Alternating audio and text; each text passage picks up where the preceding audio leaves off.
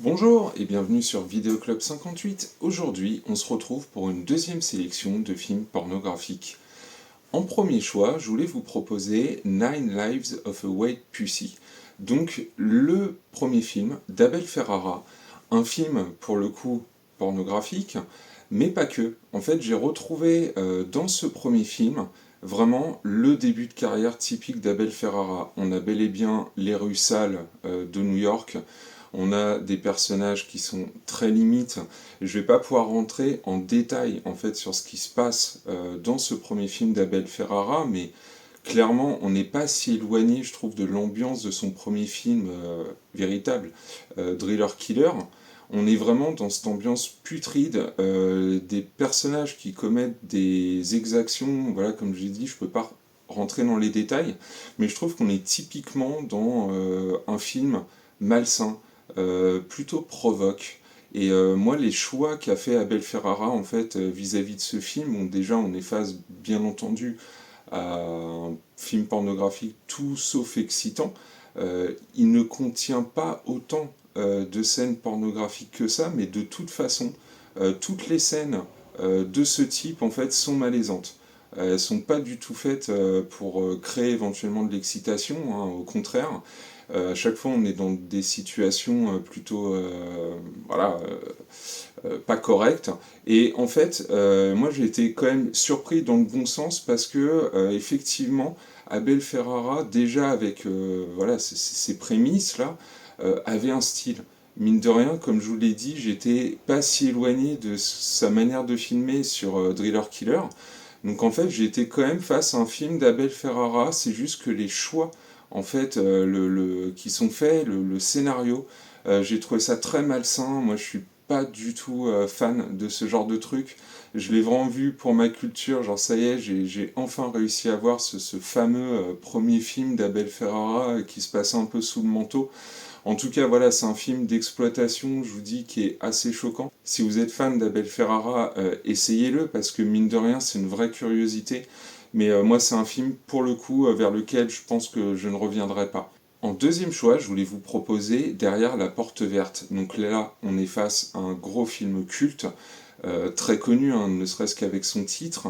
Alors pour le coup, une déception pour ma part, suite au régal qu'avait été Gorge Profonde ou Devil in Miss Jones, hein, pour des raisons totalement diverses.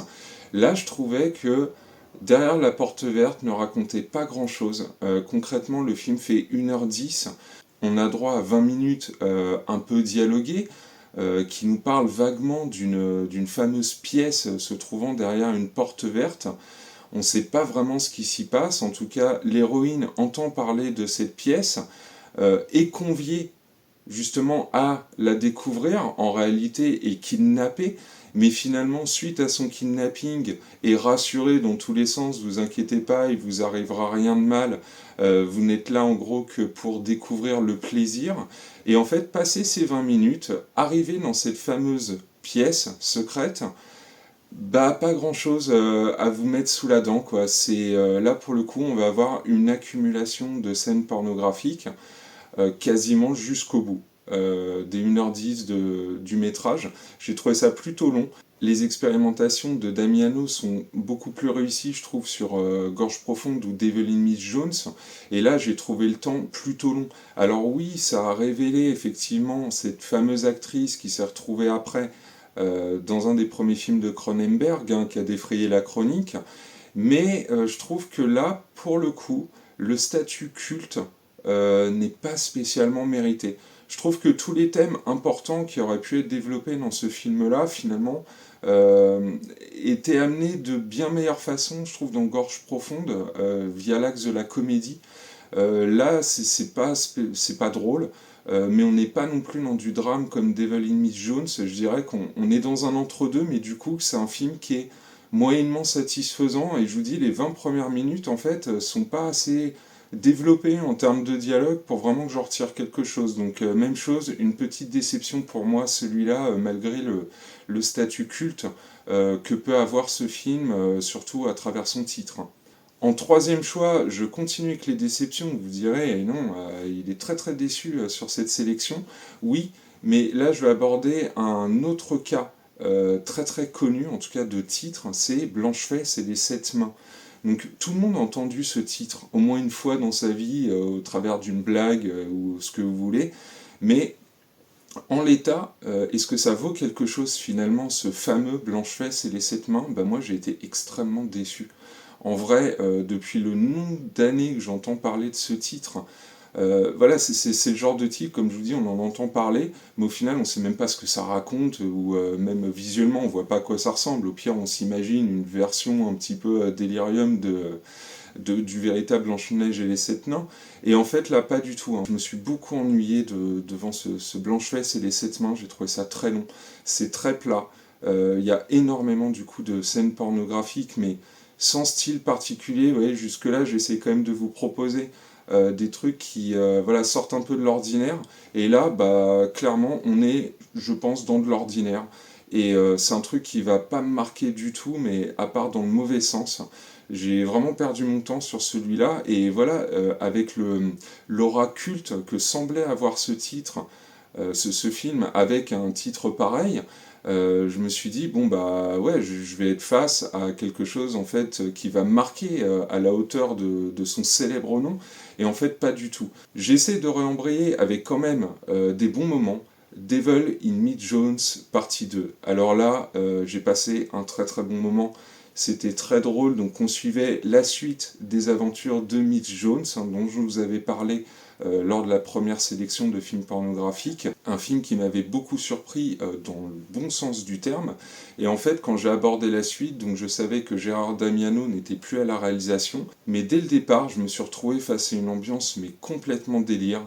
Un travail très chouette sur les décors, là pour le coup toute l'intrigue se déroule en enfer, et on est face à une version beaucoup plus colorée que le film d'origine, beaucoup plus d'humour dans ce film, plein de situations cocasses, là pour le coup c'est drôle, en fait les scènes pornographiques pour le coup sont drôles, parce qu'ils vont jouer avec les costumes, enfin je peux rien vous dire, mais c'est là pour le coup c'était bien amené je trouvais. Et du coup, la suite du parcours de Mitch Jones, c'est aussi hyper intéressant en fait, parce que pour le coup, elle va défier les interdits dans cet enfer. Il y a un effet miroir qui se fait entre le premier et le deuxième film que j'ai trouvé extrêmement intéressant. On n'est pas du tout sur les mêmes notes d'intention. Par contre, l'actrice principale, pour le coup, moi j'ai senti que dans cette partie 2, vraiment elle s'éclatait, que là, elle savait jouer la comédie, au même titre qu'elle a su jouer le drame dans le premier film. Là, je l'ai trouvé très drôle et vraiment tout le monde s'amuse. Dans celui-là, j'ai trouvé, là pour le coup, après les trois déceptions ou semi-déceptions voilà, que j'ai pu vous annoncer, pour le coup, le visionnage de celui-là m'a fait très plaisir parce que c'est un peu ça que j'attends aussi, que ce soit amusant, que je sente en fait que toute l'équipe technique s'amuse en fait à faire ce truc-là. Et là, pour le coup, il y a vraiment des idées de costumes que je vous laisse éventuellement découvrir si vous tombez dessus. Mais voilà, là c'est du grand n'importe quoi, mais c'est dans le bon sens du terme que je dis ça. Et pour finir aussi sur une bonne note, la suite de New Wave Hookers. Donc dans ma précédente sélection, je vous disais que j'avais été un peu déçu par le premier New Wave Hookers, malgré le casting qui était présent. Voilà, c'était un film, on sentait qu'il avait été fait à la va-vite et tout. Autant là, le deuxième, une vraie plus-value. Alors on change le casting, hein, sauf quelques têtes du premier, mais globalement on change tout le monde. On change l'ambiance, c'est beaucoup plus travaillé, il y a un vrai jeu sur les couleurs. Le film est très très typé, voilà, fin années 80, début 90. Pour le coup, j'ai largement préféré cette suite au premier. On va y suivre en plus, pour le coup, une sorte d'interrogatoire, voilà, où un flic va essayer d'obtenir des informations d'une de ces fameuses hookers, voilà, de savoir comment est-ce que ça fonctionne, et on va inventer une histoire en fait de secte cachée qui essaierait de contrôler les hommes à long terme, enfin vraiment un gros délire. Euh, j'ai trouvé ça beaucoup plus chouette. Vraiment pour le coup, j'ai trouvé que le 2 était largement mieux que le premier. Ce que je regrette limite, c'est qu'il n'y ait pas vraiment qui est pas voilà le casting du premier dans le 2 en fait. Je trouve que le 2 est vraiment vraiment un film bien supérieur. Et en tout cas, voilà, New Wave Hookers, c'est une saga qui est quand même relativement connue. Peut-être que j'aborderai le troisième épisode pour une autre sélection, hein. N'hésitez pas à mettre des idées de titres dans les commentaires, hein, ça peut m'aider justement pour une prochaine sélection. En tout cas, voilà, je voulais quand même finir sur une bonne note avec ce New Wave Hookers 2 qui, pour le coup, a été également une très très bonne surprise, que je recommande bien plus que le premier, même si le premier, finalement, va poser un peu les bases de l'univers. Ce que je regrette, c'est qu'ils aient vraiment fait le truc un peu à l'arrache, alors que finalement, ce deuxième, ils ont quand même pris le temps, entre guillemets, d'écrire des dialogues, d'essayer de les jouer. Et d'ailleurs, l'actrice principale du New Wave Hookers 2 va plus tard jouer chez Fred Olen-Ray ou David Decauto, donc dans des films de Scream Queen. Donc voilà, des actrices qui étaient capables aussi de partir sur d'autres genres. Donc voilà, je voulais vous proposer en conclusion de cette vidéo, vu que j'avais quand même des choix qui m'avaient un peu déçu, je voulais finir sur des bonnes notes. Donc New Wave Hookers 2. En tout cas, je vous remercie beaucoup d'avoir suivi cette sélection. J'espère que ça vous a fait plaisir vu l'accueil favorable que vous avez fait à la première vidéo de cette catégorie.